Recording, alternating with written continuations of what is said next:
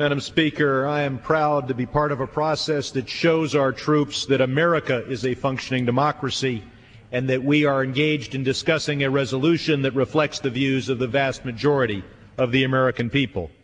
I'm also proud to recognize for 5 minutes the chair of the Congressional Black Caucus, a distinguished member of this Congress and of the Appropriations Committee, the gentlewoman from Michigan.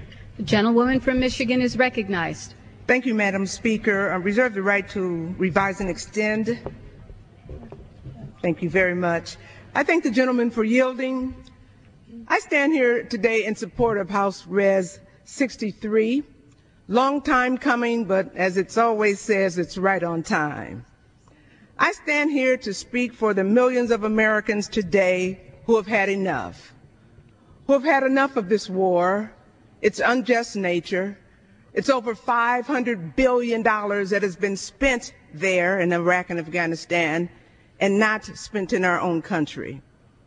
I stand here today in support of Res 63 because this war has lasted longer than World War II. My 87-year-old father fought in the Navy at Pearl Harbor during World War II. One of my political mentors, great man, Mayor Coleman Alexander Young, a former Tuskegee Airman, fought during World War II. It's time to bring our troops home. It's time for us to change the course.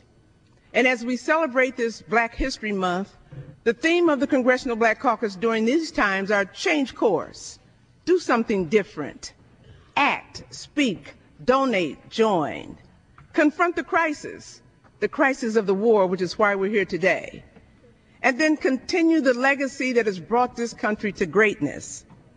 Many of my Congressional Black Caucus members have served in the military. John Conyers, Charlie Rangel, Ed Towns, Bobby Scott, William Jefferson, Sanford Bishop, all able men who have fought and served in our military over the years. And we come to you tonight, this evening, as members of the Congressional Black Caucus, proud Americans. We love our country, we serve our people, and we want to remain the strongest nation of the world. Who speaks for the American people in this time of crisis? And they spoke to us last November when they said enough is enough. The first military man who died in war for our country's independence was Crispus Attucks, who fought in the Revolutionary War, an African-American man who gave his life because he loved this country, couldn't vote at the time, could not own property, but again, he fought in the war because, again, this is the greatest country in the world. So what do we do today as we discuss Res 63? It's time to engage in a diplomatic solution. We can't win this war militarily. The generals, the Joint Chiefs of Staff, have spoke out against the escalation. What is the plan, Mr. President? How do we bring our soldiers home, redeploy them on the peripheral, and make our country safe, and at the same time invest those dollars in Americans' lives, in the children's lives? Dr. King once wrote a book, I Have the Strength. I have the strength to stand before you today for the American people. I have the strength to let you know that we as a nation can be all that God wants us to be.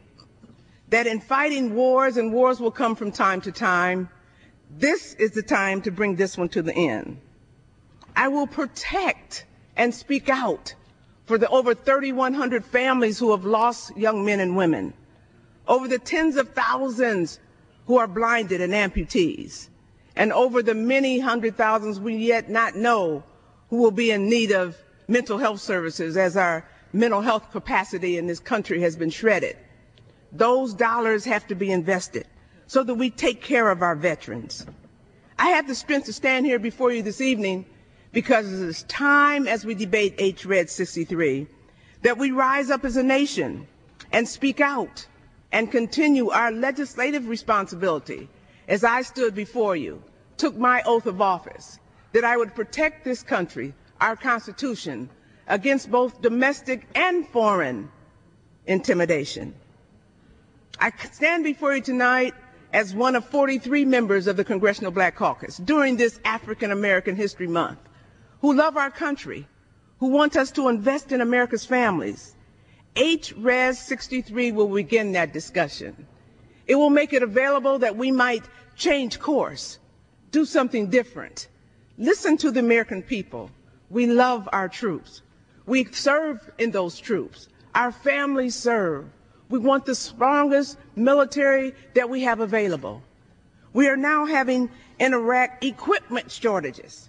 If we spend over $503 billion, why is it that equipment is not adequate for our soldiers to engage into battle? Accountability. The Inspector General recently reported $9 billion are unaccounted for.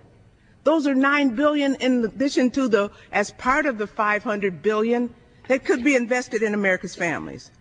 So I say as I stand here, Res 63, vote yes.